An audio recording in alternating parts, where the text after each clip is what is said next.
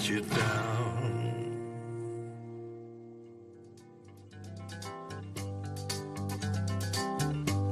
We're caught in a trap. I can't walk out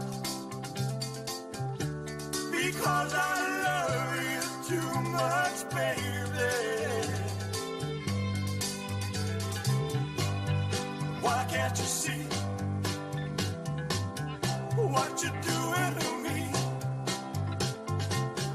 When you don't believe a word I say.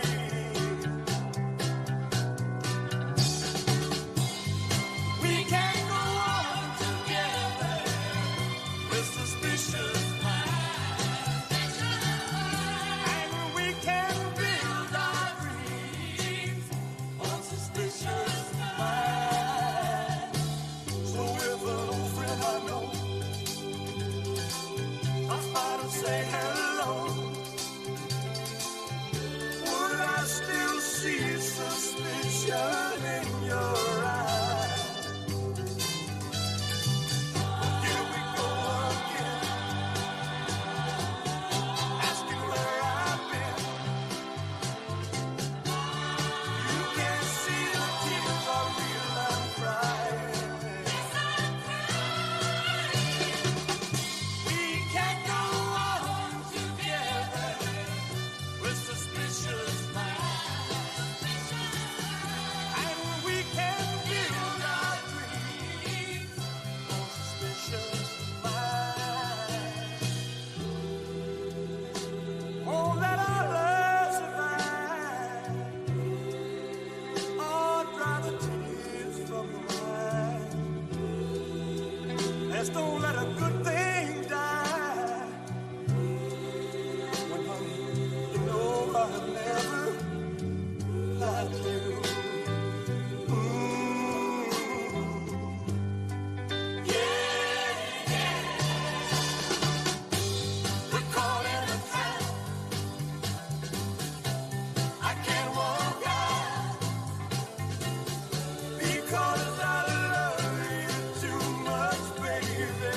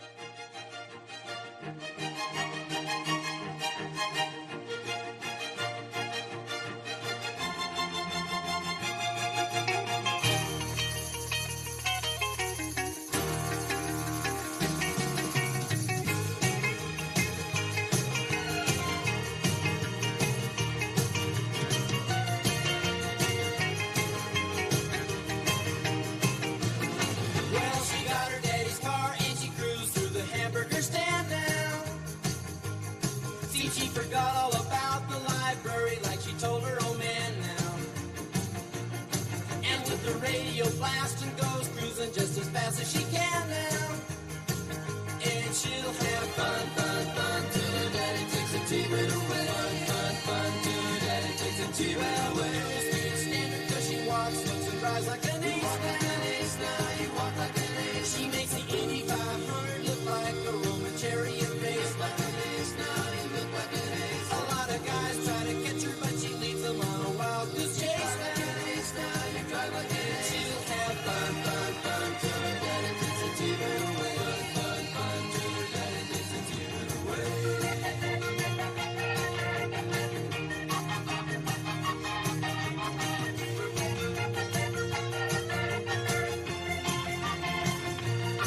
Well, you knew all along that your dad was getting wise to you now.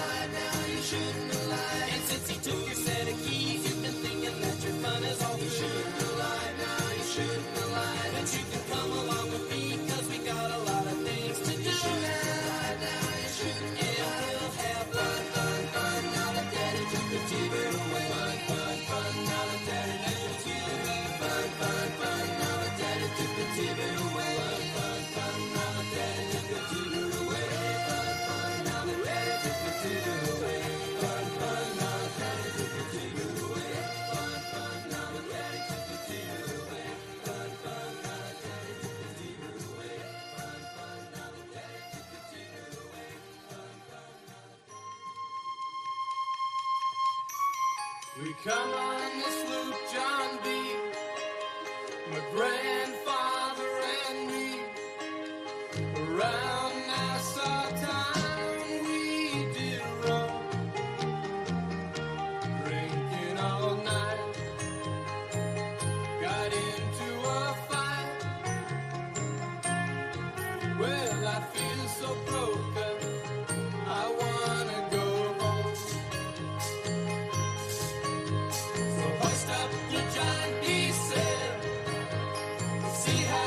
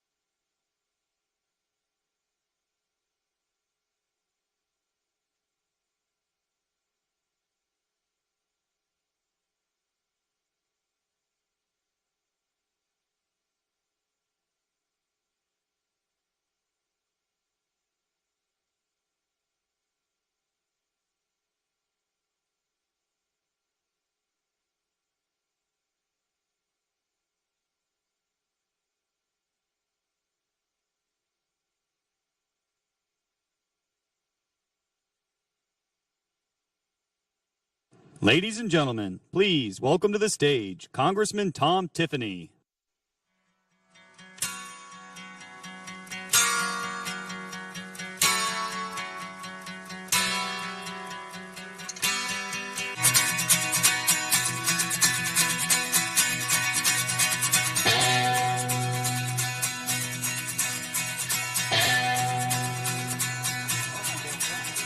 Ever since I was a young boy, I played the silver ball. Hey, how's everybody today? Wisconsin, are you ready for a new governor? Yeah. How would you like to have a governor that knows a little bit about milking cows here in June Dairy Month? Yeah. You know, our opponents earlier this week posted of a couple what were livestock, but they were not cows that could produce milk. How about if we have a governor that knows the difference between a bull and a cow?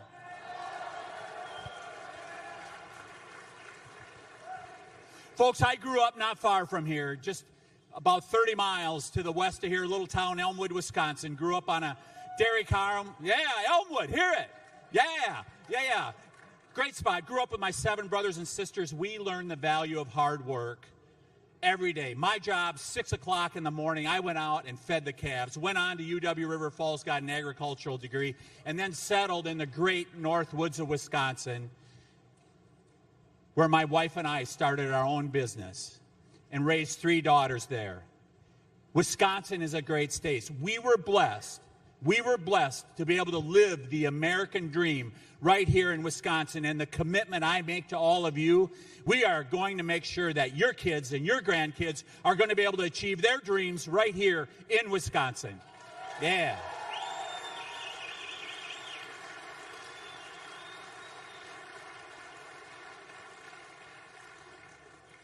Well, we've seen the state of Wisconsin has been in decline over the last couple years, and we can do so much better. And the commitment that I make to you is I will bring a record of results. I will bring common sense to Madison. And we're going to provide the leadership you deserve to unlock the great potential of the state of Wisconsin. Let's make Wisconsin great again. Yeah.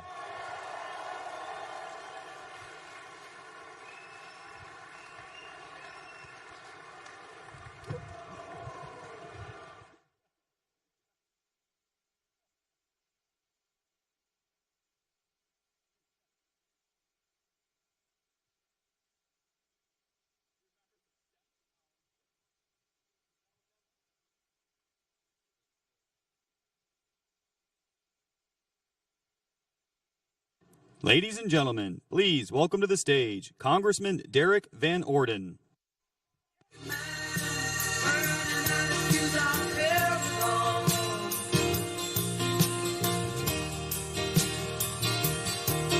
Thank you so much for coming out.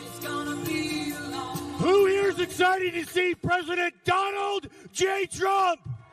Yes. Guess who else? Brooke Rollins is here, our awesome Secretary of Agriculture. I want to welcome everybody who's not from the 3rd to the 3rd. This is the most beautiful, productive, awesome space in the entire planet, and you're welcome to our home. If anybody you hear says that Donald Trump and this administration doesn't care about the farmers, you can look him straight in the eye and tell him that's a pile of manure, because the man is right back there. Yeah.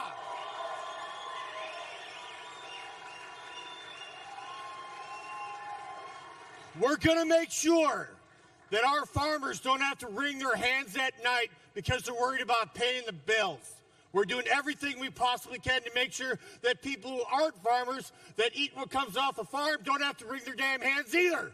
We're going to bring everything down, these costs down, and make sure that America is going to be great again, and we're going to be financially prosperous. And that is why President Donald J. Trump is here today. All right.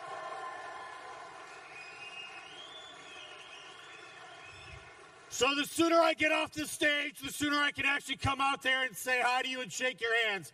I want to say this last thing. I hope that God blesses you and your family, I hope that God blesses the great state of Wisconsin and that God bless the United States of America.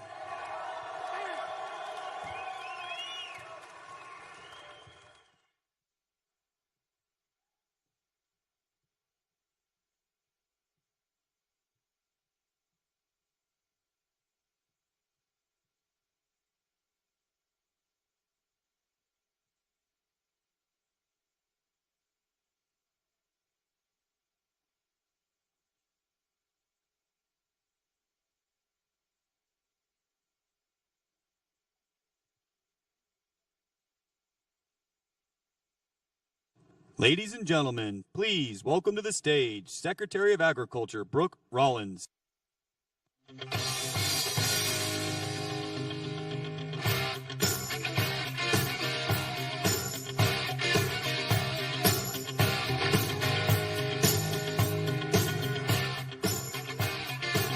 Hello, Wisconsin. Who is so excited that President Donald J. Trump is here today with us on this beautiful farm in Wisconsin? Oh my goodness, y'all. Listen, a couple of really quick things, and then I think we're going to get this show on the road. Number one, there is no president in American history, at least in our lifetimes, that loves our farmers and rural America more than President Trump. Can I hear an amen? There is no one that is going to fight more to ensure that we can preserve the last best hope of freedom in the world. And the only way to do that is to preserve this way of life. Rural America, the heart of America, the original founding of America, our incredible agriculture, rural America, farmers, ranchers. Can I get an amen? There is nowhere in America, nowhere in the world, but in this country, where we put our farmers, our ranchers, what we do, what you do every day, the righteousness of tilling the land, the hard work, the importance of feeding and fueling and clothing, not only America, but the world. Can I get an amen? Y'all, it is the honor of a lifetime to serve in President Trump's cabinet. It is the honor of a lifetime to be the 33rd Secretary of Agriculture. You all have to know that every minute of every day, of every week, of every month, we are fighting for you. And you have to know that we understand the extraordinary challenges that we are facing right now out in rural America. But I also want you to know that no one will work harder, no one will fight harder, and no one will be your back, have your back more than President Donald Trump. Can I get an amen? You know, the final thing I want to say is that we are celebrating the 250th birthday of America this year. And in fact, just in a few weeks in Washington and around this country, when George Washington, our founding farmer, also founding father, decided to stand up and to fight for freedom with Thomas Jefferson, with James Madison, with John Adams. They were just normal, everyday, average Americans who knew that God had called them for something greater than what they were doing, who knew that they were called for this moment in time to save freedom, to save our country, to start the best, most incredible experiment of freedom in world history. And now today, together in this hall, we are all called for that same moment in time. God bless you all. God bless Wisconsin. God bless our farmers and our ranchers. We will never stop fighting for you. God bless you all. Thank you so much.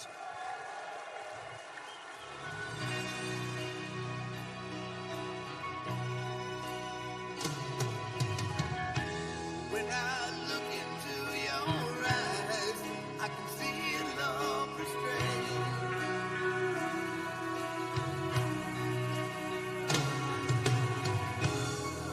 But darling, when I hold you, don't you know I feel the same?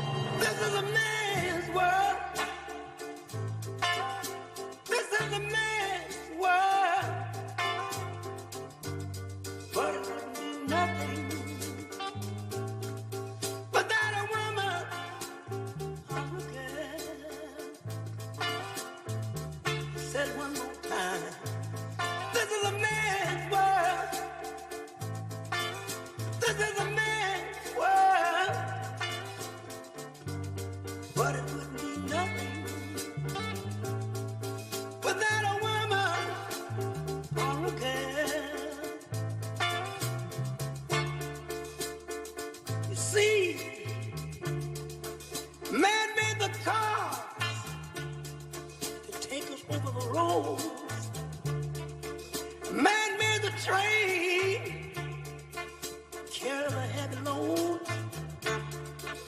Man made the light, take us out of the dark. Man made a boat for the water, like Noah made the ark. This is a man's world, but it wouldn't be nothing without a woman or a girl.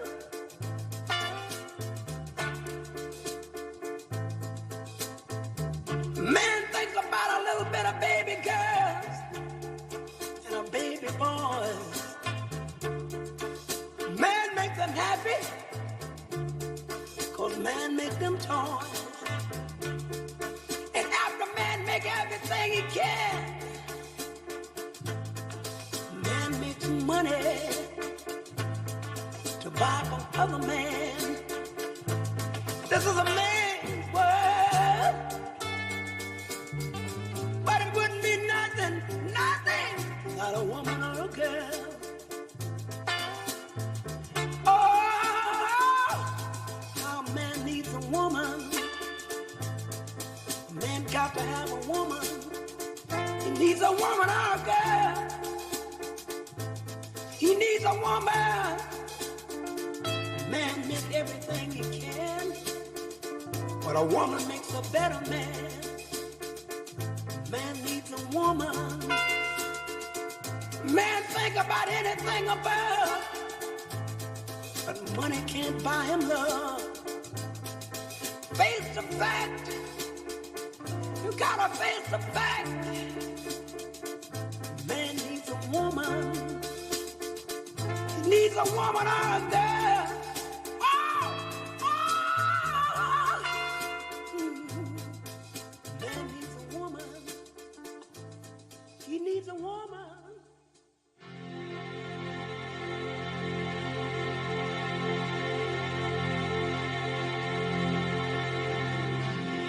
It's been 7 hours and 15 days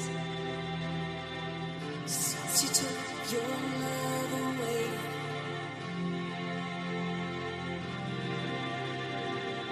I go out every night and sleep all day since you took your love away.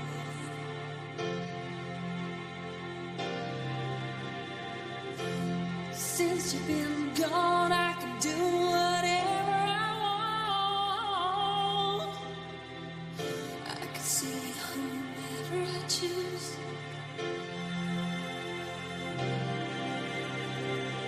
I can eat my dinner in a fancy restaurant, but nothing, I said nothing can take away these blues. 'Cause nothing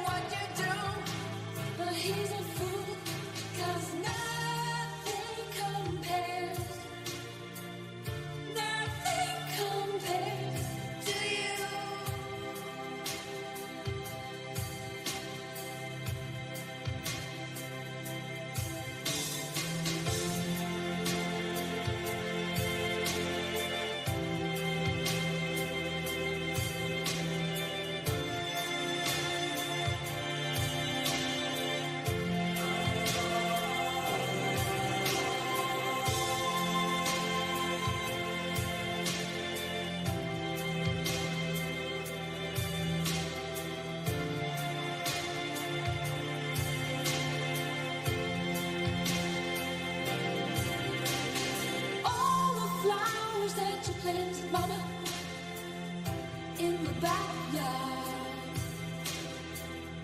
All night in wind and rain.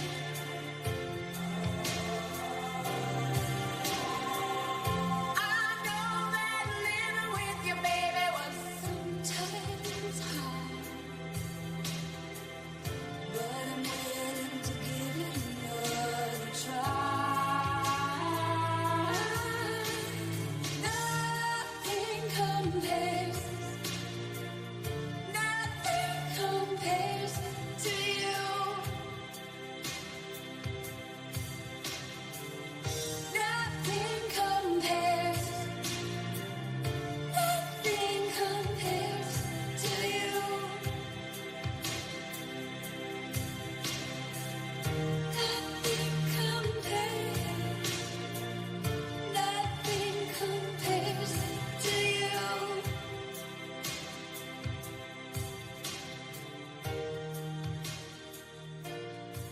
Please, please, please, please. Please, please, please. Honey, please. Yeah. Yeah. Oh, yeah. Oh, I love you so. Baby, you did me wrong. Well, you done me wrong. So you done me wrong.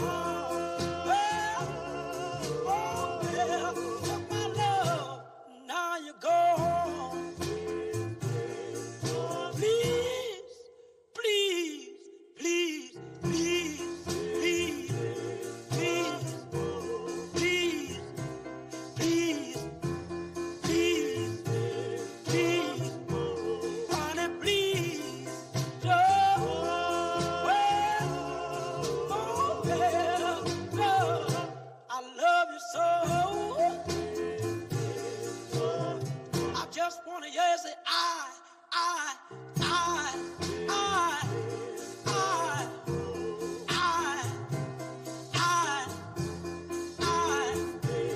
I, honey, please, don't. Oh, yeah, well, I love you so. Baby, take my hand. I wanna be your lover man. Oh, yes, the God of my head. Honey, please, don't. Well, oh, yeah, well, I love you so.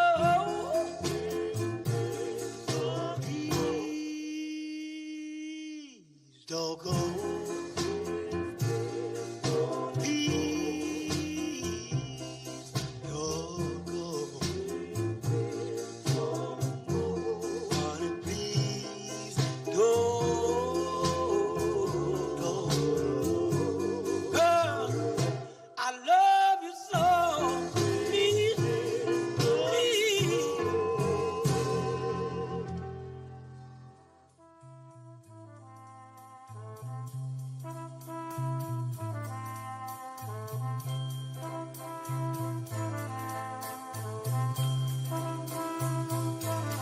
There must be lights burning brighter somewhere.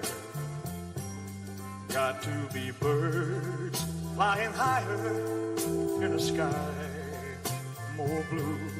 If I can dream of a better land where all my brothers walk hand in hand, tell me why.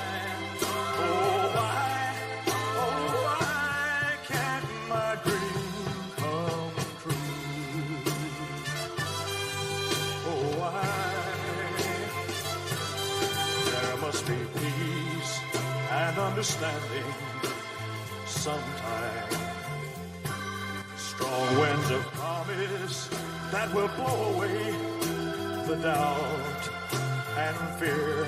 If I can dream of a warmer sun, where hope keeps shining on everyone. Tell me why, oh why, oh why won't that sun appear?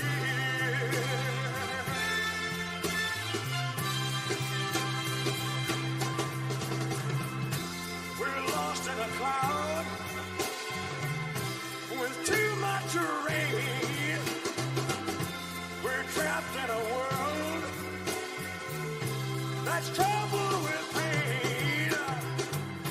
But as long as a man has the strength to dream, he can redeem his soul and fly.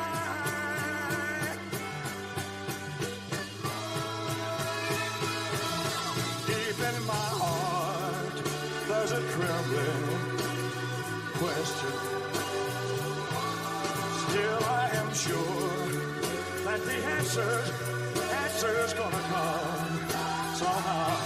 Out there in the dark, there's a beckoning candle, yeah. And while I can think, while I can talk, while I can stand, while I can walk, while I can dream, oh, please let my dream come true.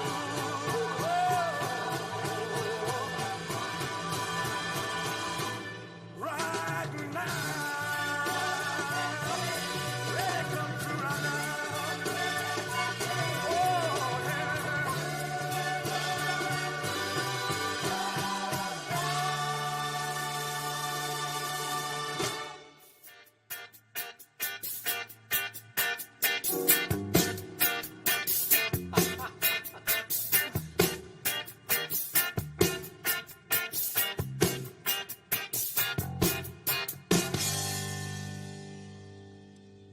Roxanne,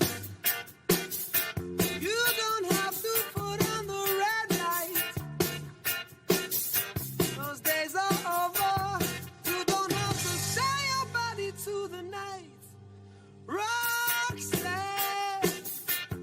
you don't have to wear that dress tonight. Walk the streets for money. You don't care if it's wrong or if it's right. Roxanne.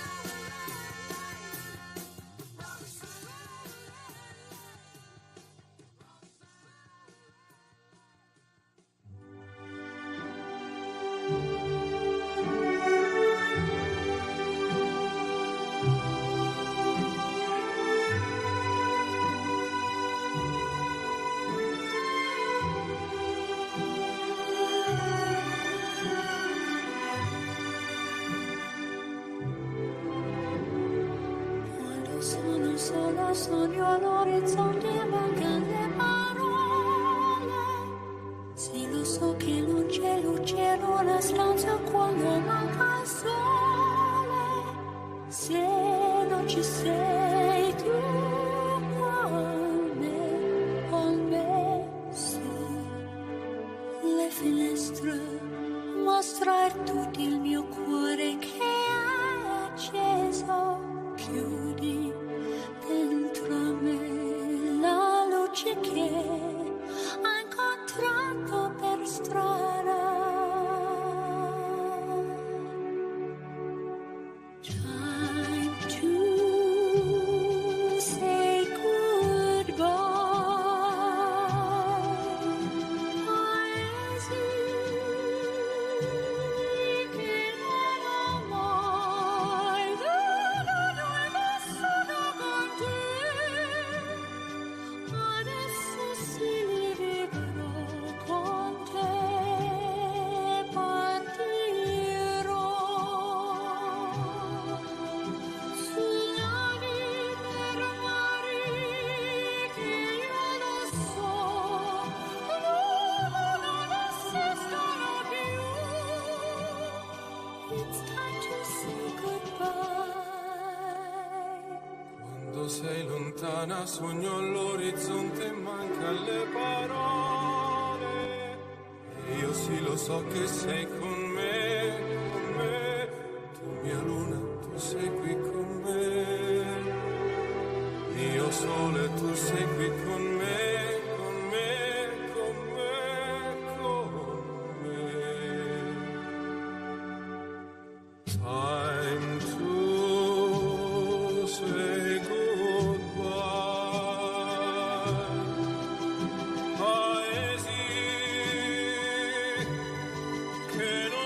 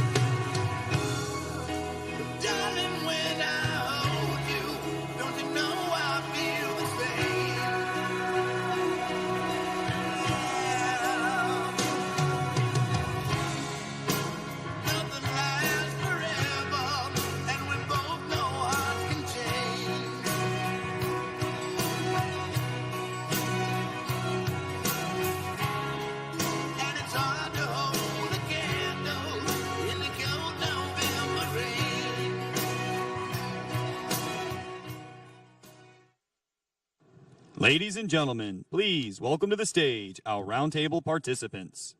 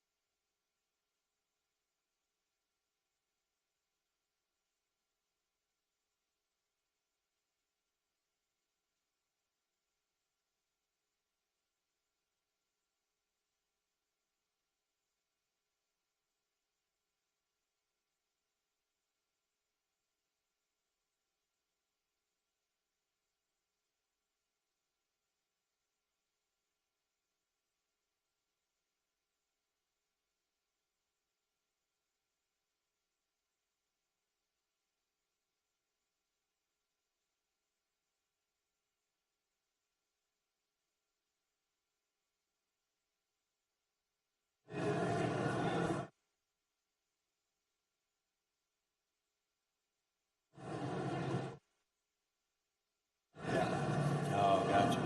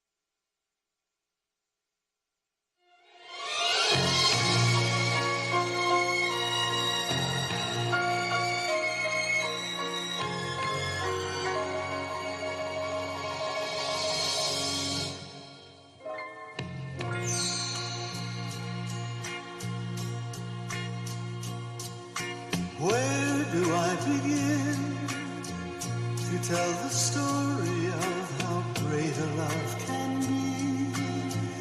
The sweet love story that is older than the sea. The simple truth about the love she brings to me. Where do I start? With her first hello, she gave a meaning to this empty world of mine. There'd never be another love, another time. She came into my life and made the living fine. She fills my heart.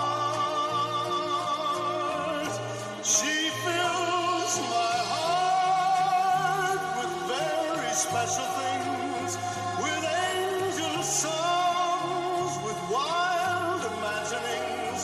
She fills my soul with so much love that anywhere I go,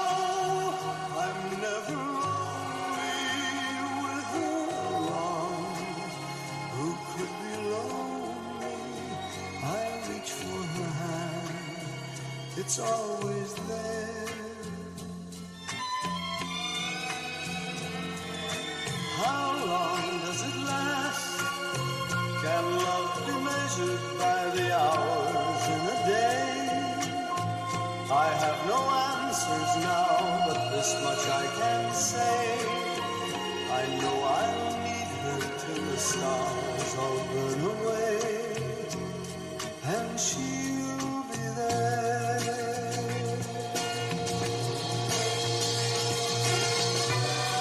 How long does it last? Can love be measured by the hours in a day? I have no answers now, but this much I can say. I know I'll need her till the stars all burn away, and she'll be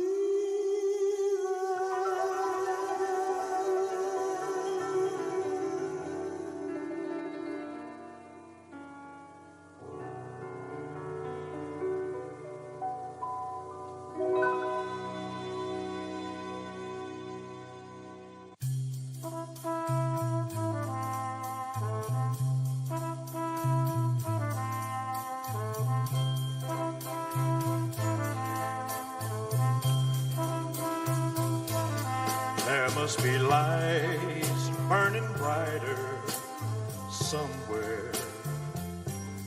Got to be birds flying higher in a sky more blue. If I can dream of a better land where all my brothers walk hand in hand, tell me why. Oh, why? Oh, why can't my dream come true? Oh, why? There must be peace and understanding sometime. Strong winds of promise that will blow away the doubt and fear. If I can dream of a warmer sun where hope keeps shining on everyone, tell me why. Oh, why? Oh, why won't that sun appear?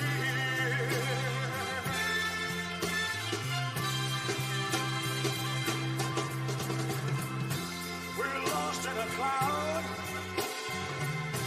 with too much rain. We're trapped in a world that's troubled with pain. But as long as a man has the strength to dream, he can redeem his soul and fly.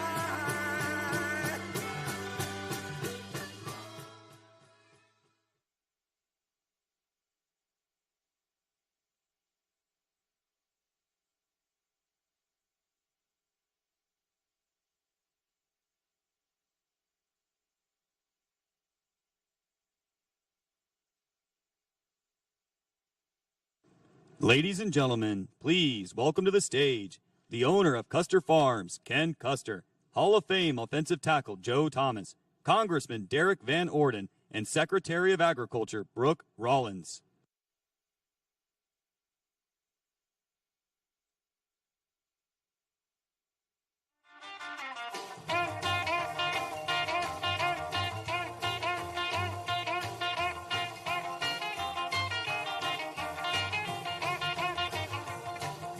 Deep down in Louisiana, close to New Orleans, way back up in the woods among the evergreens, there stood a log cabin made of earth and wood, where lived a country boy named Johnny B. Good, who never ever learned to read or write so well, but he could play a guitar just like a ringing a bell. Go, go!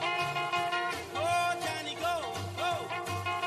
Go, Johnny, go, go! Go, Johnny, go, go! Go, Johnny, go, go!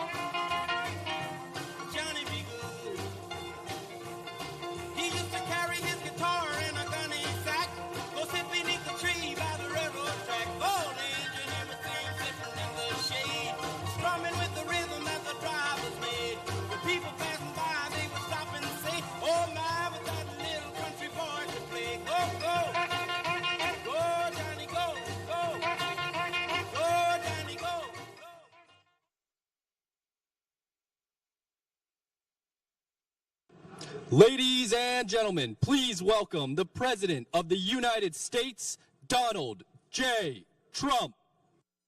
An American, where at least I know I'm free.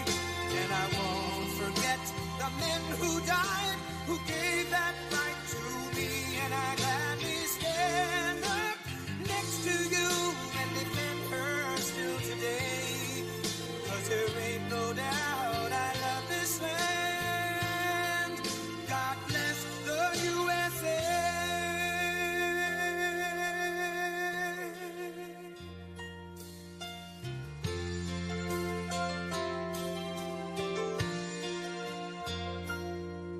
From the lakes of Minnesota to the hills of Tennessee, across the plains of Texas, from sea to shining sea, from Detroit down to Houston and New York to LA, where there's pride in every American heart, and it's time we stand and say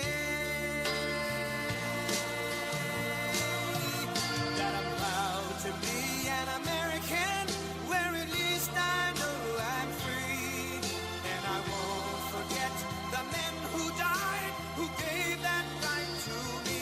And I gladly stand up next to you and defend her still today.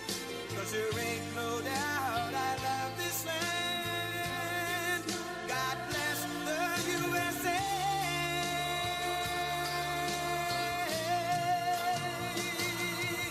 And I'm proud to be an American, where at least I know I'm free. And I won't forget the men who died, who gave that right to me. And I gladly stand up next to you and defend her still today. 'Cause there ain't no doubt I love this land. God bless the USA.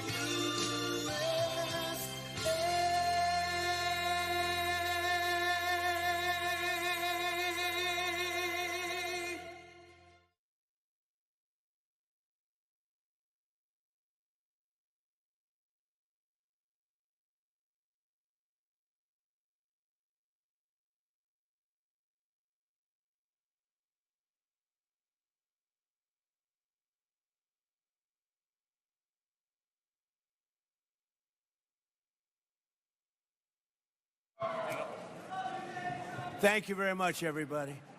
So, I just did an interview in the most beautiful barn I've ever seen. Ken, it was a beauty, but it was raining. And it was with NBC Fake News. And because it was raining, I got a little bit angry at them. I was not happy with them. But we had a good time. I just want to thank everybody for being here. We love the farmers. We love everything about your state. And you know, we won your state by a lot. And we've had great success here in Wisconsin. And we brought a lot of business to Wisconsin. We recommend it. I love the place. And hopefully you're going to be voting Republican because, frankly, Republican is, I call it the sane way to go. It's the sane way. Because what I'm seeing from the Democrats, they're going to have some problems. And by the way, if they don't, if they win, this country is finished. We're in trouble. So I hate to say that you have no choice, but I don't think you have much of a choice. These are some very sick puppies that I'm looking at that are running for office. And on the other side, I call them the Democrats, D-U-M. You take out the B. A lot of people don't know dumb has a B. You take out the B, and you change the E, you put the U, and you have a Democrat. But their policy is just outstandingly bad, and it's really bad for the farmer because we were having record stuff, and then we had to put out a fire. We had to extinguish a nuclear weapon, a capable nuclear. This was going to be a very capable country that was going to have a massive nuclear presence, and we weren't going to let that happen. Nobody wanted that to happen, and we've largely finished that, you'll see. And one way or the other, it's finished. One way or the other, it's finished. It's either finished with a piece of paper or finished a more difficult way, although you could say a much easier way. As you know, with Iran, they have no Navy. 159 ships in 4 days. Even Ken is impressed by that. 4 days, 159 ships at the bottom of the sea. Not that we like that, but that's the way it is. And the blockade is unbelievable. There's never been a blockade like that. The Navy is... We have the greatest military anywhere in the world. There's never been a military like it.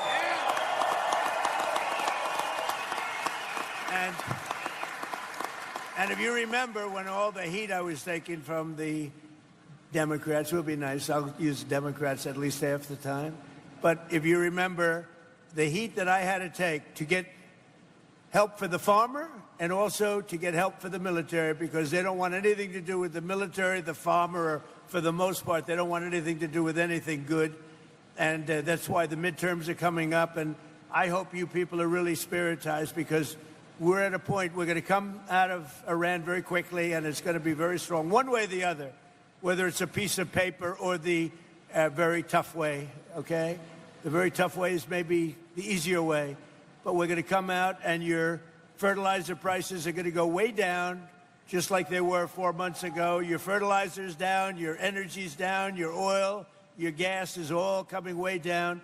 And frankly, I thought it would go much higher than it did. I thought, frankly, that gasoline would be much higher than it was. I was in Iowa, another place I like a lot, and it was just before we started the excursion to Iran, and we passed gas stations. It was $1.85 a gallon, and we're going to get them down to those numbers again very quickly. But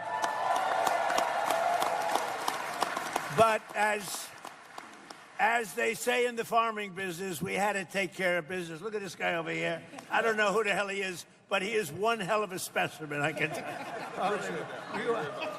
This guy, this is one hell of a physical specimen. I thought I was big until I met you, Joe, you know? You're fantastic. That's what I like.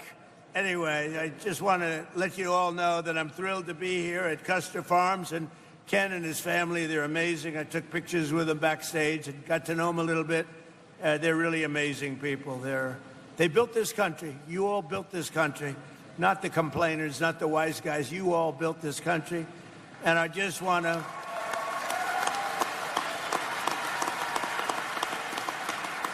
And I just want to let you know that Wisconsin, for me, has been just a great place. You know, it's known as difficult. It's difficult. You got to be good to win. But we won here, as you know. We won it a lot. And we're trying to figure out who the few people that voted against us are. We're looking for them right now. But today we're celebrating the historic strides for some of the most loyal, hardworking patriots anywhere in the nation. And they're really called our American farmers. And we're with you 1,000%, or I wouldn't be here. With you like you wouldn't believe. And you're going to see some very good things happen over the next 90-day period. I told Ken, 90 days, watch what happens. You're going to be better than you were 4 months ago. And before we begin, I'm delighted to report that for the third month in a row, the jobs numbers, I guess you saw them this morning, they just got released, and they smashed all expectations by actually 3 times with...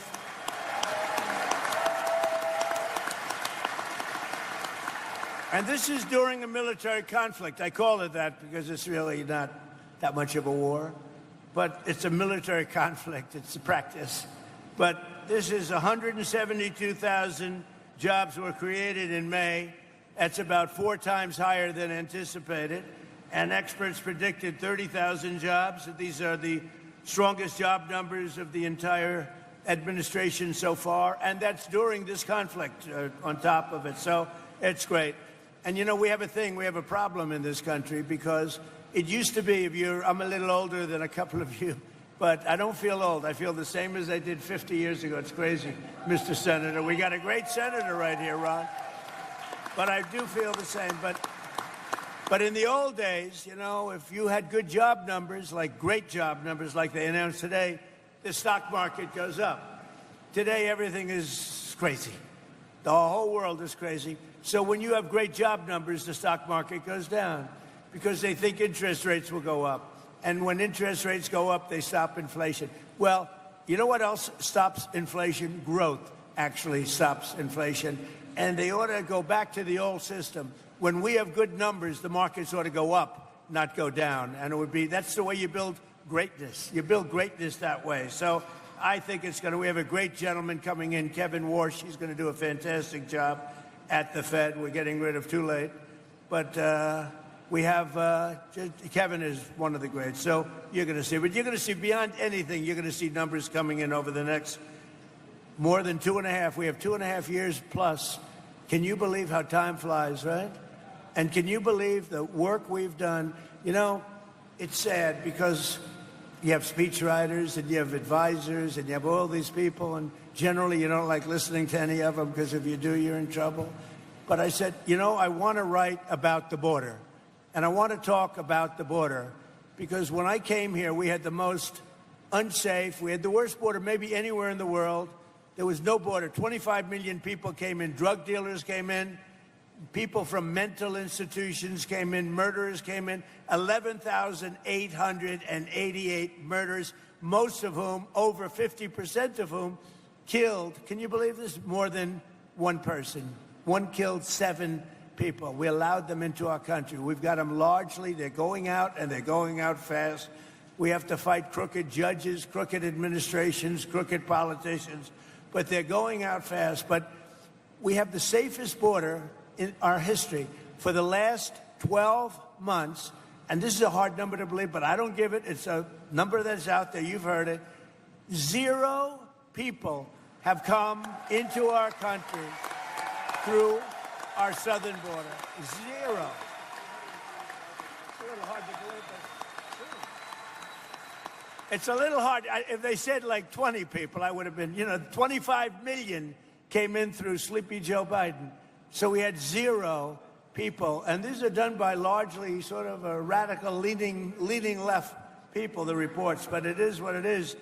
And the good thing is they don't try to come in. It makes it a lot easier because they know it's going to be very hard to come in. Now, we take people in, but they have to come in legally. We want people to come in, but they have to come in legally. But I say, let's talk about the border. Sir, nobody cares about the border.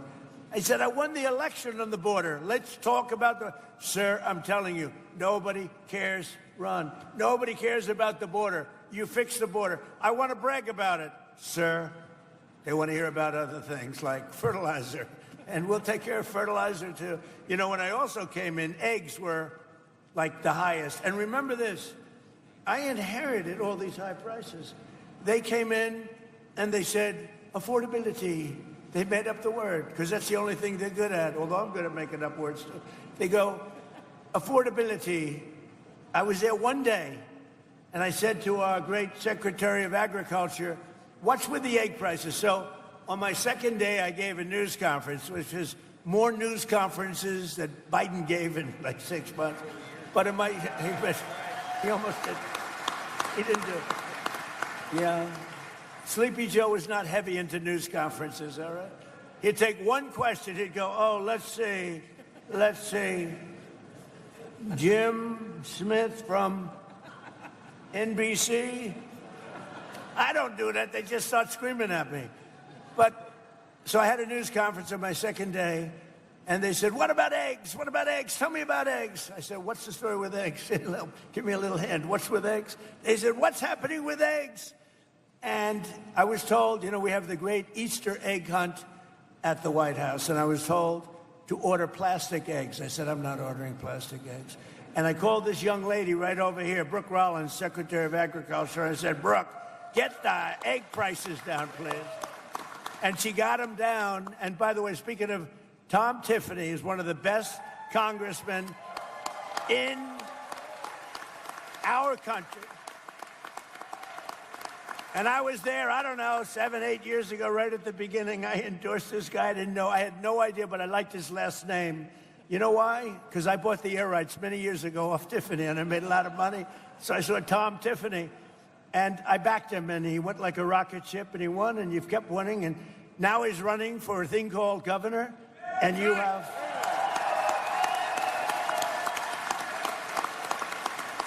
And you have I don't want to knock him because he's finished after this, but you have a very sleepy governor, too, and you got a very sleepy... But I can tell you, Tom Tiffany is running for governor. He's a winner, and he's going to do a great job, okay?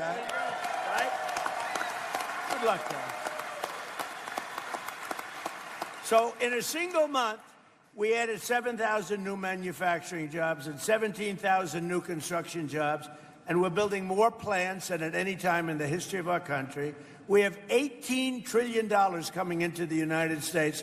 As an example, the previous administration, in 4 years, think of this, had much less than $1 trillion come in. We have $18 trillion from countries and people all over the world in 11 months, not even in 1 year. So that's some difference. And I think that's probably why people are shocked to see the job numbers, because the construction jobs are through the roof. But when these plants, car plants and AI plants and all the different plants, when they open up, you know, we're leading China by a lot. I just got back from China. I was with President Xi, who I respect. But we're leading China by a lot in the AI race, a very important race. And we're leading everybody now when it comes to cars. They're coming in from Germany. They're coming in from Japan. They're coming in from Canada. Canada treats you guys rough, you know? Canada, they put on big tariffs. We didn't meet them with tariffs. I took care of them my first term really strongly, and I am now. But Canada's been very rough. You find them rough to deal with? Yes, you're pretty rough to deal with. He's more of a diplomat than me. And we are doing well. The previous 2 months, we were revised upward by nearly 100,000 jobs. They put the numbers too low. So actually, we had 100,000 more jobs than they reported. They were obviously Democrats, right? Wages for workers continued to rise, and for manufacturing workers, wages are up more than 8% since I took office, which is close to a record. Think of that. A blue collar is doing better than it's ever done before. And your farmers, if you remember, we had a bad patch in my first term where China and other countries were sort of boycotting the United States. And I met with the farmers, and I said, I'm going to get you something for it because you've been treated very badly. And I got $28 billion for the farmers in the first term, remember? I just asked Ken whether or not he got it. He said, I did.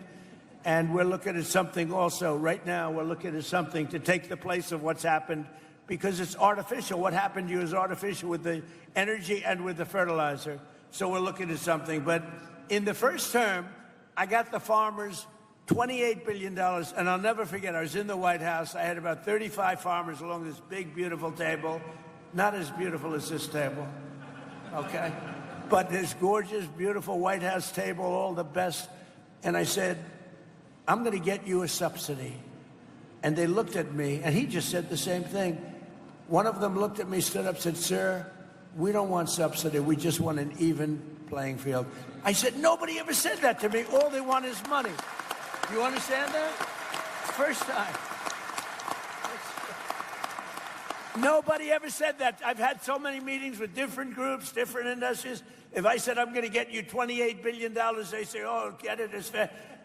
They actually said, we don't want it. Now, I got it for you anyway. I didn't notice anybody turning it down, but I got it. But they said something that no other group said, Ron.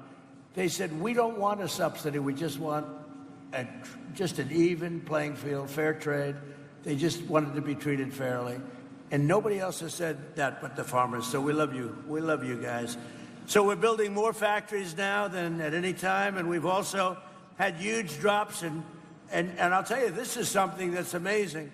African-American unemployment is now doing better than it's ever done. And I don't know where that stat came from, but I'll take it. I don't know where the hell that stat came from, but we'll take it. And a short time ago, we were a dead country. We were dead as a doornail. If you look, go back 2 years, we were a laughingstock all over the world. We had a president that couldn't walk up a flight of stairs. He couldn't walk down a flight of stairs either, you know. And we had everybody, we were a laughingstock all over the world. And I was with the King of Saudi Arabia because I wanted him to invest trillions of dollars into our country. Look at that whole situation now, too. It's very interesting. But he was good, and he said to me, you know, President, it's amazing. A year and a half ago, we thought you were a dead country. And now you're the hottest country anywhere in the world that we are. We're the strongest, we're the hottest, and we're the most respected country anywhere in the world. So, as I said, the stock market just hit 73 all-time records in a short period of time. We've had 73 all-time record highs. And your 401ks, who has a 401k here? Let me just say, a lot. Your 401ks, as you know, just hit a record high. So that's everybody. And we're just off a very big success in Washington, D.C. We had, it doesn't sound like much, but Washington, D.C. was not properly managed or kept.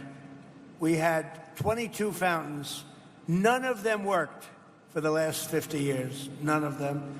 They were graffiti strewn. I did it the inexpensive way. Why should we have a screen? Everybody here has good vision. I want to show you something. Look at this. I'm going to show you the cheap way, okay?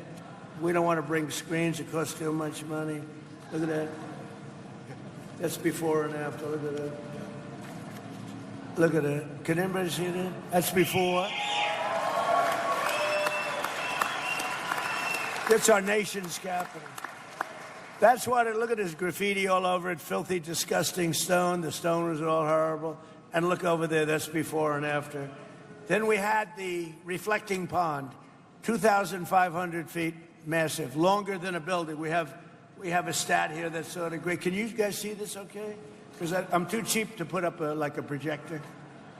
Look, so that's the pond. If we're standing up, here's your Sears Tower, Empire State Building, World Trade Center. Look, it's double and triple the size in terms of area. So it would have cost $400 million, Ron, to fix. It would have taken 4 years. And they were getting ready. Doug Burgum's done an amazing job. And I said, you know, rather than doing that, they were going to put stone down, big stone, granite, wonderful, but it all leaks because you have joints. So being a very good builder, I said, you know what? I built a lot of swimming pools, many, many swimming pools. Every time I do a development, I do swimming pools. I know more about swimming pools. I said, why can't we put the wonderful material, which is thick, pasty, beautiful, like rubber, but industrial strength? Why can't we use it? And let's pick the color blue from the American flag, which is what we did. And that is the most beautiful thing that you've ever seen.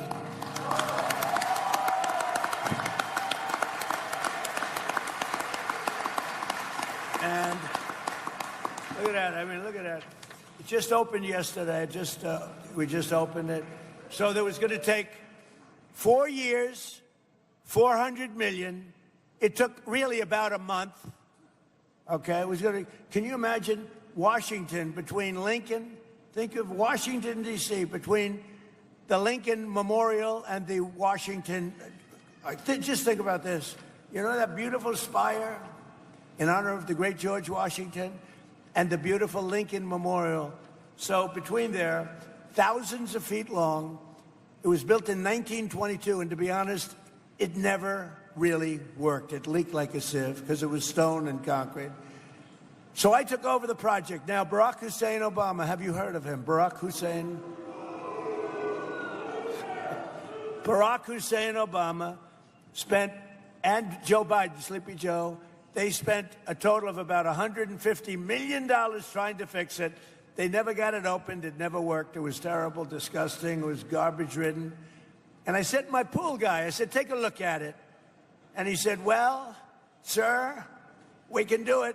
We'll get industrial strength. And I used some guys, not him, I used some guys, but he gave me some good ideas because he's a pro. You know, they got very upset when I sent my pool person. I said, who else am I going to send? So I sent him over, and we sprayed it and put down beautiful, like a pool coating. It'll last maybe 50 to 100 years. So here's the thing, 400 million versus like 10 million. 4 years versus a month. Can you imagine? Can you imagine? And the difference is, look, here's your Lincoln Memorial. You have the Washington Monument and the Lincoln Memorial. Look at that. Beautiful. Look at how that reflects. It's like a mirror off beautiful, clean water. They had like garbage. Barack Obama wanted to save money, so he took the water out of the Potomac. That didn't work out too well. A lot of things were coming out of that river into this spot. It wasn't good. So we just think of it. So like a month of this work, we actually added to it. We did the sidewalks, because once we did this, we had to do the rest because it looked so good. But think of it, 400 million versus like 10 million bucks for a better job. 4 years versus a month for a better job. We have many things like that. I talk about that all the time. We do a lot of things like that.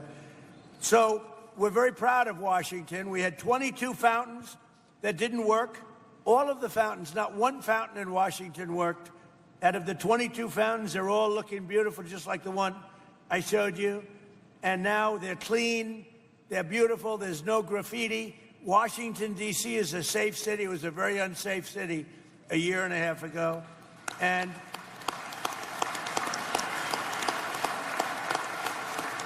a very unsafe city.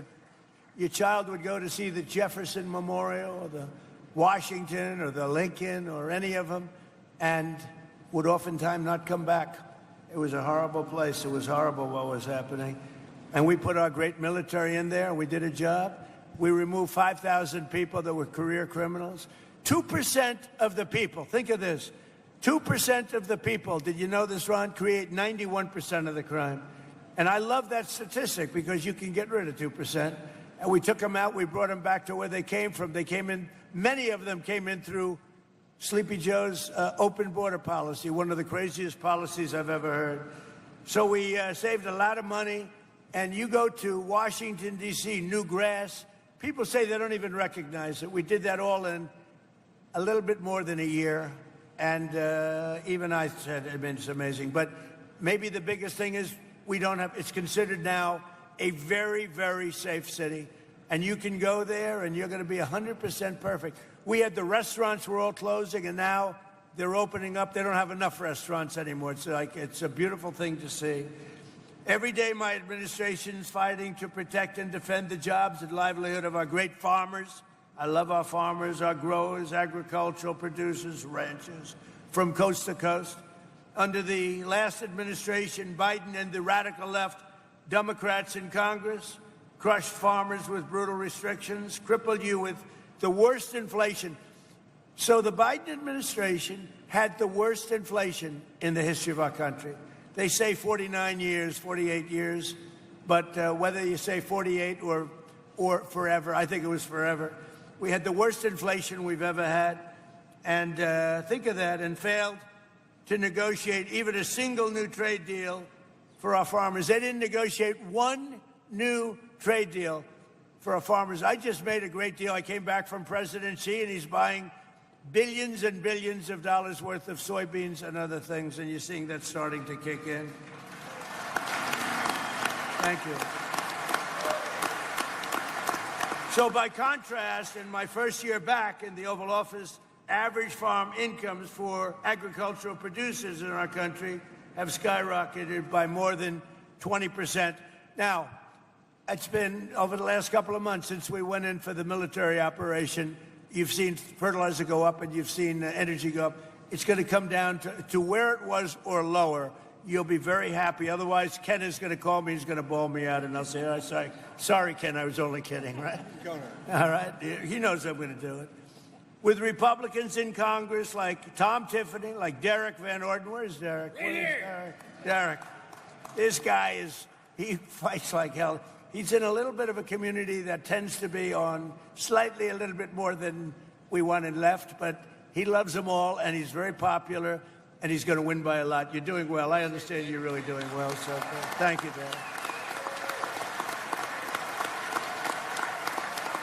And he's a real fighter, and he's a great guy. We've been friends right from all of us. We've been friends right from the beginning. So we passed the largest tax cuts in American history with a great, big, beautiful bill. We made the small business tax deduction permanent, benefiting 98% of the farmers and ranchers. We gave you 100% expensing and bonus depreciation So when you buy a new tractor or anything else you buy, you're allowed to deduct it. Do you buy any new tractors? Got a lot of nice tractors back there. Got a lot of tractors back there, by the way.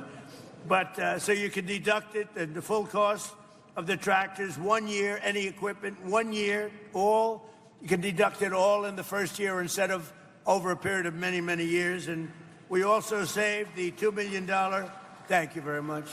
That's a big deal, actually. We also saved the $2 million American farms from, think of that, from extinction by ending. What we did is we got rid of the estate tax or the death tax. So if you love your child,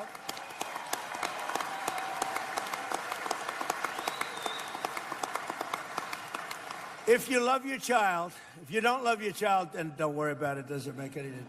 Does anybody not love your child in the audience? No, but if you have a farm like this, someday it's going to come the time, right? And I met your boys, and he loves his boys. I know that because he started clapping for that last statement about no death tax. And he was clapping. He didn't clap for anything else. That means you love your boys. So, boys, I just found out your father loves you. But think of it. And I was seeing this in my first term. We did it my first term. We did it now. We extended it out. So you have no estate tax, or no, we call it the death tax on a farm or a small business. Now, I saw it myself. You have a way of life that sometimes you're land rich and cash poor. Sometimes you're lots of different conditions. But people that are on farms love being on farms. You wouldn't trade my life. You wouldn't want my life. Believe me, you don't want it. Your life is much better than my life. I will tell you, your ear wasn't a little pierced over here. You didn't get pierced. You have a nice, safe, beautiful life. But I've seen it with farmers maybe more than any industry. People want to have their farm. It's a way of life. And they love the life on the farm. And the family would leave. The father would die. The mother would die. Leave it to the kids. The kids would have a big estate tax problem or a death tax problem. They'd go to the bank. They'd borrow a lot of money, more money than they should have borrowed. Couldn't make a deal. And they'd end up losing the farm. In many cases, I have to say, they'd do terrible things. They'd commit suicide. They'd lose their farm. They'd lose their way of life. They couldn't pay the tax. And I got rid of that tax. I ended that tax, so I hope you're happy. Right?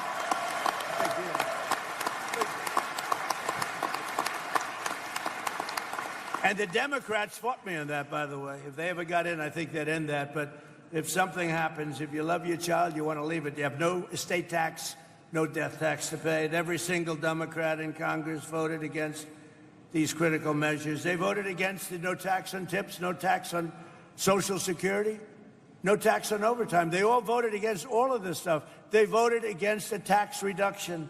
They voted against all of it. And they voted against saving your family farms from the death tax. So just remember that when you go into the polls, because they'll change it back immediately. There's something wrong with these people. All of these things that we have done. And Tom, Tiffany, I have to say, you were so helpful. And Derek, what the job you've done with me and helping to get it passed. And let me tell you, that man is a senator. He loves the farmers and he loves your state. And he doesn't care about anything else. He wants to make sure you get treated fairly. And there's no better advocate. You have no better advocate than Ron Johnson. So thank you, Mr. Senator. Thank you. And he'll be a hell of a governor. I know the guy, he'll drive you crazy. He'll be calling me, President, you got to send more money to Wisconsin. Leave me alone, all right? He'll do well, too. Thank you. As president, I fought for the American farmer like no one has ever fought before. Nobody's, like I'm up here today. I don't need this. I got elected. I don't have, what the hell do I have to be here for?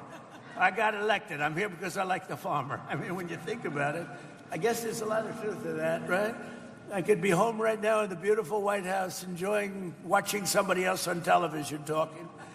On day one, I terminated the insane electric vehicle mandate. They wanted your tractors to be all electric. They wanted your cars to be all electric. And, you know, look, Elon, he had a bad moment, but now he's a friend of mine again. He had a very bad moment. He's 80% brilliant and 20% he's got little bad moments.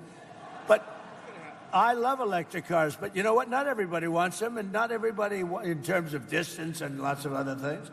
And I think they're great, but I also want to see all gasoline. I want to see the hybrids, which are great.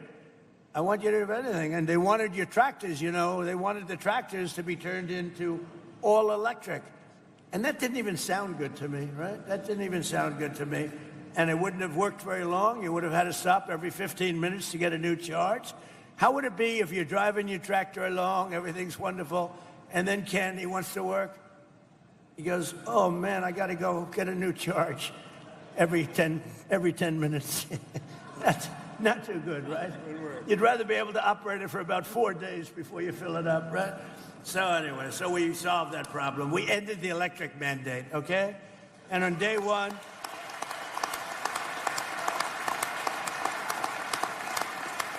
and one of the other reasons, this would have gutted the ethanol industry.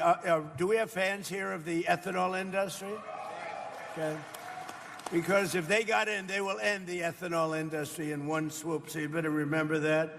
And we eliminated all unnecessary restrictions on sales of E15, and I've made it clear that we're going to go E15 all year round, and I think it's something that you want, right? So what, you like that? Are you happy with that? Are you happy? So they put a lot of these guys, that's all they talked about, E15. They were driving me crazy. They called me, can we talk about E15? How about something else, right? Tom Tiffany would call, can we talk about E15? But anyway, but you got your wish, fellas, okay? And we massively expanded crop insurance and issued a historic $12 billion in farm relief. So it's $12 billion, but it was $28 billion in my first, and we're looking at that right now about increasing it.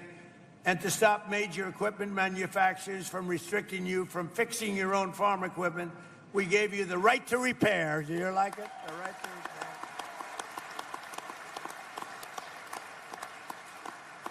It was a little strange. I mean, some of you are better mechanics than the people at John Deere. And I will love John Deere, Mr. May of John Deere.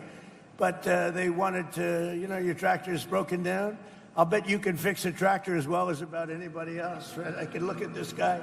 I guarantee if you were mandated, let's say you have a tractor that's broken and you know exactly how to fix it, you wouldn't be too happy about being mandated to bring the tractor back to John Deere or wherever you got it, right? You'd like to fix it. Not so much. Yeah. I mean, they actually have, the Democrats, a restriction that if you get caught fixing your tractor, they bring you to jail. You know that? You know that I pardoned a man last week who was sentenced to 7 years in jail because he got caught fixing his car or his truck. I said, I like to always say, what did he do? Sir, he was fixing his truck. I said, how long is he getting? 7 years. I said, say it again. It's the first time I've ever heard it. Like 2 weeks ago, I gave him a pardon because he had to go to jail because he was fixing his tractor or his truck.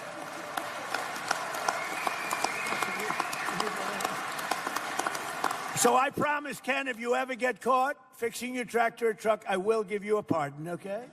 No, but these are the crazy Democrats. That's what they want. I terminated the ridiculous so-called diesel exhaust fluid requirement. Does that mean anything to you? Big, right? Joe is happy, so I want to keep him happy just in case he gets violent. He's happy. And I repealed the Biden-era EPA, just the crazy waters of the United States. It sounds so nice. It's the worst rule that you've ever had. Waters of the, how could it be nicer? What a beautiful title. It was like taking your land away from you. It was horrible. And I totally repealed it. And there are some people, you know, when I did that repeal, I had a lot of farmers and contractors, builders, house builders, in my office.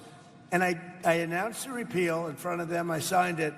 And these are tough guys. In fact, they look like him, just smaller. And who isn't smaller? I think everybody's smaller. But no, they look like Joe. And they were crying. Half of them were crying. You remember that? Half of them were crying. I said, why are you crying? What's the big deal? He said, you gave us back our life. They actually had their life taken away. They couldn't touch their land. If they even touched it, they were in violation. They also would go to jail. That was the crazy environmental nonsense that we're all putting up with, which has largely ended. Perhaps most importantly, with our historic trade deals, I've dramatically expanded exports of American meat, poultry, soybeans, biofuels, and of course, Wisconsin dairy, the best, right? Right. And I just see that dairy exports have surged nearly $1.2 billion under our leadership, and and this is with a conflict going on. Remember what I said, Ken, when this conflict ends, you're going to see things that you've never seen before, because we are ready to rock. We've never had this kind of investment coming into our country. Nobody else has either. Nobody has ever had anywhere near, not even near, including China, nobody's had this kind of investment coming in to a country. So, increasing 41% to Japan, you've increased your sales. 41% to Japan, 48% to the Middle East, 61% to European Union, 63% to South Asia, and 85% to Australia. So you're doing pretty well. You're going to see it, and you're going to see it a lot better in about 3 months from now. I also signed something that you may or may not like. I don't know. It sounded good to me. It didn't sound very bad to me, but people love it. I also signed the Whole Milk for Healthy Kids Act. You know what that means?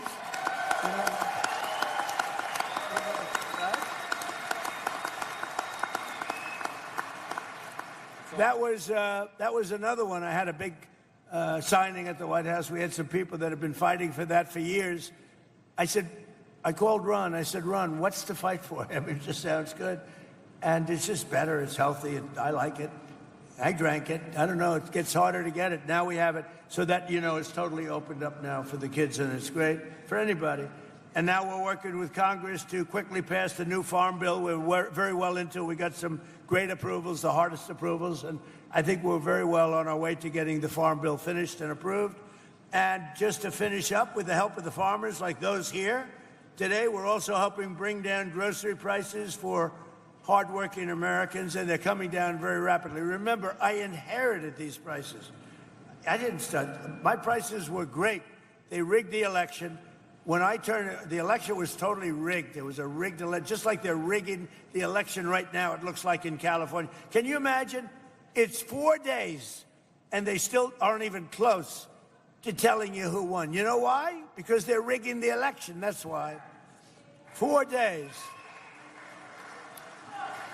In Spain, they had it like, I'm not a big fan of Spain, to be honest with you. It's gone very far left. But they had an election.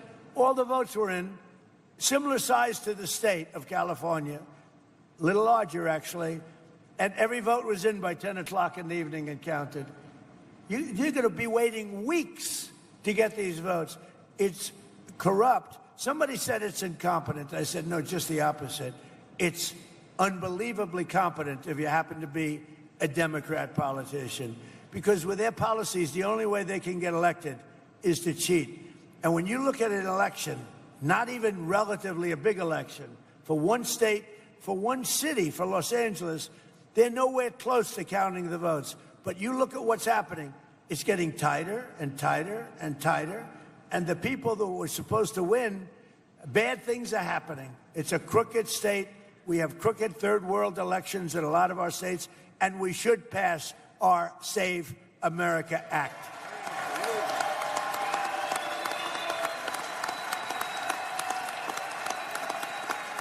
Amazing.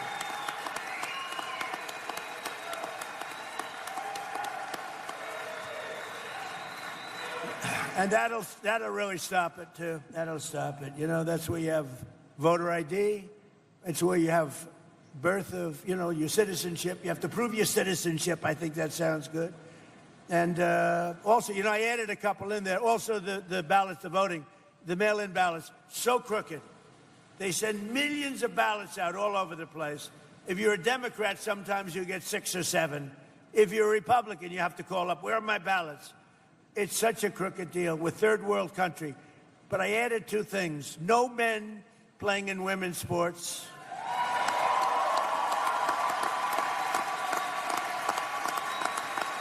And this is like best of.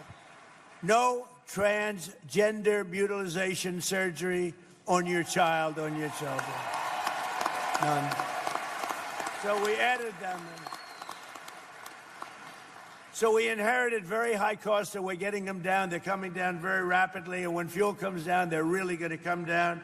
And I just want to say it's an honor to be here We have Senator Ron Johnson. We have Congressman Tom Tiffany. We have Congressman Derek Van Orden. We have Hall of Fame offensive lineman Joe Thomas. Oh, look at the size of this guy. Good boy, oh boy. So you're a Hall of Fame. Did anybody get by you? Never. He's a good-looking man. That's great, Joe. It's great to know you. Really good. Great career, too. I know who you are. Former president of Leinenkugel Brewing Company, Jake Leinenkugel. Thank you, Jake. The owner here of Custer Farms, and he's a great guy. I think I can almost call him a friend. We had a great time back there and a wonderful family. Ken, thank you very much.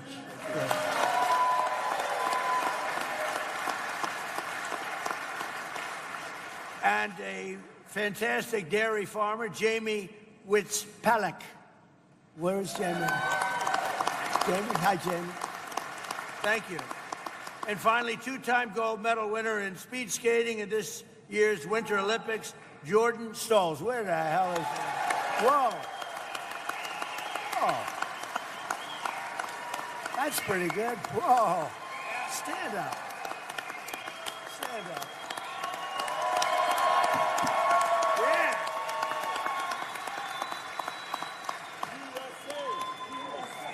USA! USA! USA!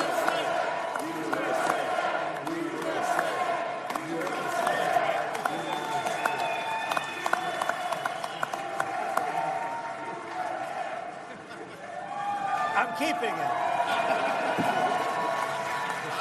I'm keeping it, Jordan. I'm not giving it back. I'm a very good guy for keeping gold. I like gold.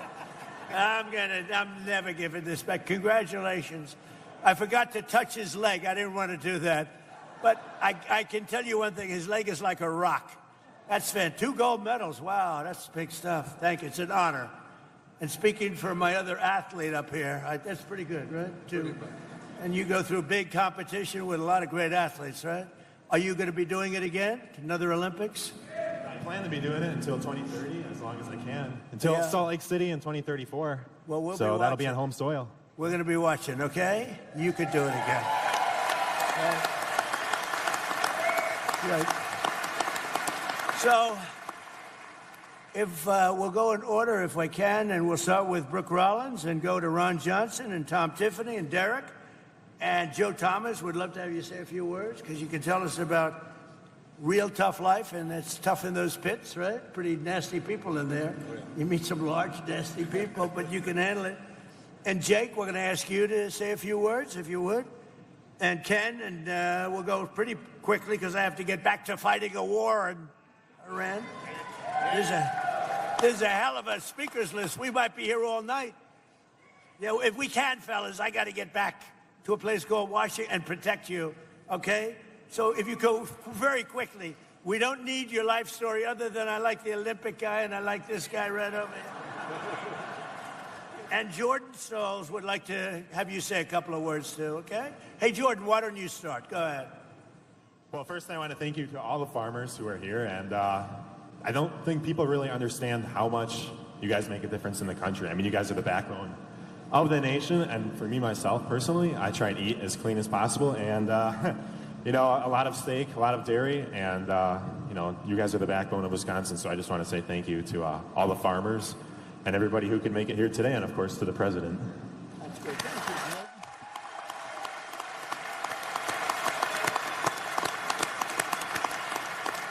That's a winner. Tough to win like that. Yeah, it's a very tough when you're dealing with fractions of a second. That's a tough thing to do. Congratulations. Secretary, if you would, go quickly. Thank you. Very quickly, how about a big thank you to God for the rain and the farmers and for President Donald J. Trump.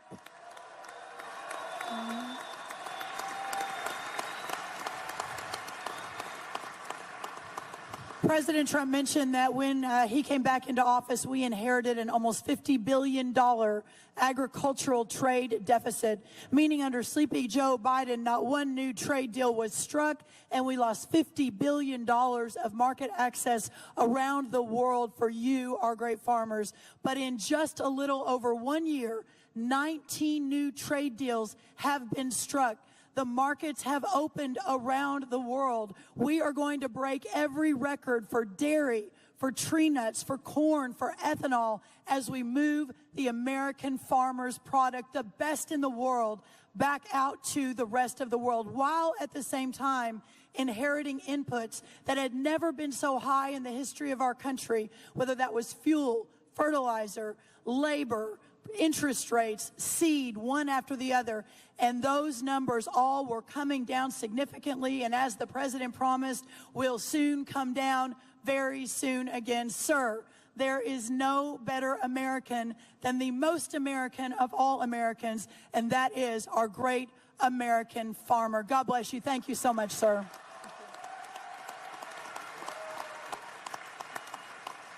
Ron Johnson, please. Mr. President, welcome to Wisconsin again. You certainly have paid a lot of attention to our state, and we truly appreciate it. Like you, I met with these great farmers backstage, and you nailed it. They love farming. This right now is a third-generation farm, hopefully pass on to fourth. But they face numerous challenges. But what I thought was very common in all the comments speaking to me is they realize that you are going to fight for them. You have turned the Republican Party into the party of the working men and women of this country who have made this country great and who will continue to make it great, and they recognize that. So they know the big messes the Democrats left for you. They realize you don't turn those messes around and fix them right away, but they know you are absolutely dedicated to do it, and they love you for it. So God bless you. Thank you.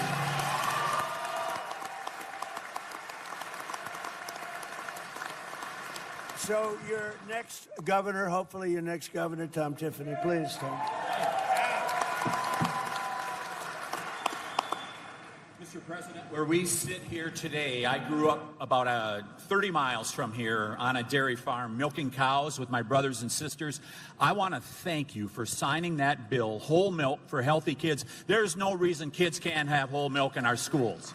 Thank you very much for that. And I also want to thank you, and I want to thank the Secretary of Agriculture, because you've stood up for forestry. We are now once again managing our forests here in America that have been left in decline for 3 decades. You are doing good things on that front. And the final thing that I want to say to you, that gentleman to your right was the impetus 6 years ago when I came into the Congress of the United States, showing what a disaster it was to convert our beautiful, productive farmland in Wisconsin and across America into intermittent sources of power like wind and solar. He was the impetus behind me talking to you about that. Remember July 2nd last year when we had that meeting in the White House? This is what we talked about, and it has led to higher utility rates, and it has led to the destruction of our farmland. We're not going to allow that to happen here in the state of Wisconsin.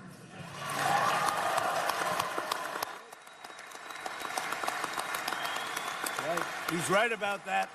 He's right about that. Derek, please. Mr. President, yesterday we got to spend about an hour and a half in the Oval Office, and you announced the $50 million that you are sending to the state of Wisconsin for clean, beautiful coal. Thank you for that. Mr. President, you signed a $50 billion rural health care infrastructure bill. Of that, over $200 million is coming to the state of Wisconsin to make sure that we have health care in our rural areas. Thank you for that, sir. You signed whole milk for healthy kids into law, sir. You just reopened every single domestic market in our schools, and that is amazing for the MAHA movement, for our kids, and for our dairy farmers. Thank you for that, sir. Thank you, sir. Last thing, E15. We are bugging you, and this is the thing about the president you don't know. You call him, he answers the phone. And he understands these issues inside and out. So when he was sort of joking about us talking about E15, sir, you took that on board hard. The only reason that E15 year-round got through the Congress is because of Donald J. Trump, and that did so much for our row croppers, sir. Thank you very much, and welcome back to your second home.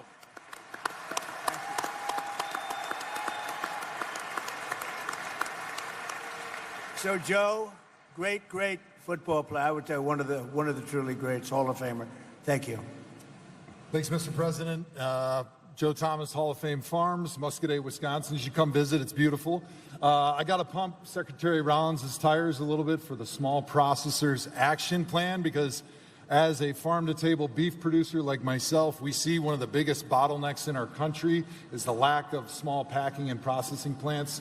For people like me that are trying to raise farm-to-table beef, Wagyu and Angus, and be able to feed our community, and she's doing great work with that new mission to be able to help us be able to feed our communities and not have to rely on trying to get into the big four packers, which is often impossible and leads to higher costs for the customer and less money and revenue for the farmer and the producer. So thank you very much, Mr. President, and thank you, Secretary Rollins, for all the work you're doing for us small beef producers. On Wisconsin. So Joe, he played a long time in the NFL. He's a Hall of Famer. Who is the greatest quarterback you've ever seen? Oh, that's a tough one. Is anybody listening here? Because Brady and Manning were pretty good, and I'd have a hard time picking between either one of those guys. And who is the greatest running back you've ever seen? I never got to see him in person, but Jim Brown or Barry Sanders are my two. Okay, good. For football fans, got to keep it. That's good. Thank you very much. Please, Jake, thank you very much. Mr. President, thank you very much for coming to Wisconsin. As we all said, I want to just say, without the American farmers, we as a company would not be able to brew beer. In fact, out of all the thousands of breweries across America, you supply the most important ingredients here in the USA: barley, malt, wheat, and we use some corn.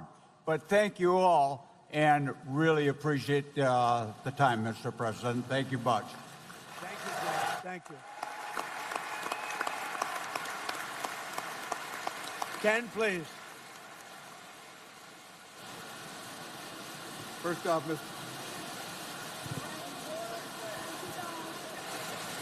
Mr. President, it's an honor and a blessing to have you here. We are, there is in the sound on the roof is a blessing. We American farmers risk a lot and count on God's blessing. And our forefathers in this country understood that. That's what makes us great, is God's blessing. And I thank you for being who you are, the integrity that you hold, doing what you say you're going to do. You make the right decisions for America. They aren't popular. Thank you.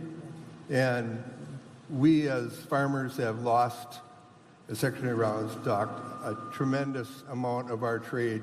And that's all we need, is we can compete with anybody in the world. We need fair trade. Yep. We lost a lot during that last administration. We're bringing it back. We're bringing it back. Jamie, please. Thank you. Thank you, Mr. President. So I want to say, as a dairy farmer and a mom, I don't know why it's doing that. Let's go a little bit further back. Yep. As a dairy farmer and a mom, I see how important it is for these policies to be put in place, not only for the families that are growing the food, but for the people who are consuming it every day. I was so excited to witness the signing of the Whole Milk Healthy Kids Act. I didn't even know what to think, because in reality, it was common sense to me why we don't have those options for our children in the schools. Whole milk provides essential nutrients that our kids need for bone growth, muscle growth, and brain development. So I was really excited to be part of that. And as our dad always said, drink milk, it does a body good. That still stands true to this day. So thank you, President Trump and Senator Rollins. Thank you.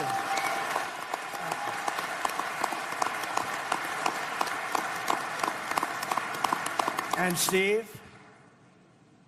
First of all, thank you for coming to Chippewa Falls, Wisconsin, and hearing us out here. Really appreciate that. And as I sit here and represent the farmers of this state and the farmers of America, I think we've all experienced some tough times here the last 4 or 5 years. And listening to what you guys are saying, I'm very hopeful for some better times coming. And, you know, some of the stuff that we see and talk about that really affects us is the monopolization of the inputs. You know, at this point, there's 4 seed and chemical companies in the country that control 78% of that. 3 fertilizers control 90% of the market, and 4 beef companies control 85% of the beef market. That makes it really tough for us when things are good. You know, our inputs just rise with the commodity prices. So we'd like some help on that. On another note, the big beautiful bill is a real win for us, and we really appreciate what you've done with that. It's lowered our tax rates. It's given us the ability to pass these farms on to the next generation. You strengthen the crop insurance. You know, I think that all that stuff, and another thing that I want to mention is the border deal. We feel really blessed to have the control you put in place on the border. And other than that, I think you've done a great job. I'd like to add one more thing. We're in the pipeline construction business, and I was sharing with Secretary Rollins there that, you know, we were a 8,000 person company under your first administration, and we went down to 12 to 1,500 people now. And it's just starting its way back up, and we're in the middle of negotiations on a big project in Alaska called Glen Farn that I think you're very aware of. And we're in the final stretches of that, so I know that's not farm related, but if there's any help we could get out of you guys for that, I think that's a real big piece for our energy security of this country, and that's all I have. Thank you. Which we'll take care of it. You all right? Anybody else? Would you like to say something, Phil?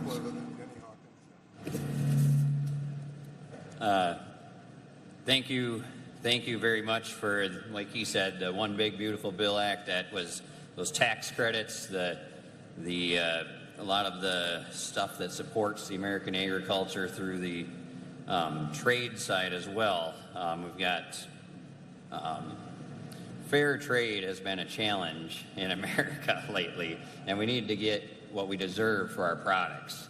And I thank you for putting in the effort and doing the work and getting, you know, we'd rather have fair trade than the subsidies like previously mentioned.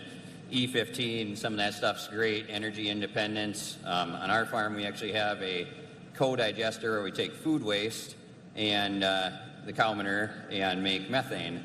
And I think some of that can also help increase local energy independence and keep some of our food that we all work so hard to produce from going in the landfills. So thank you very much, and thank you for being frugal with our tax dollars on repairing Washington. Good. That's right. Thank you.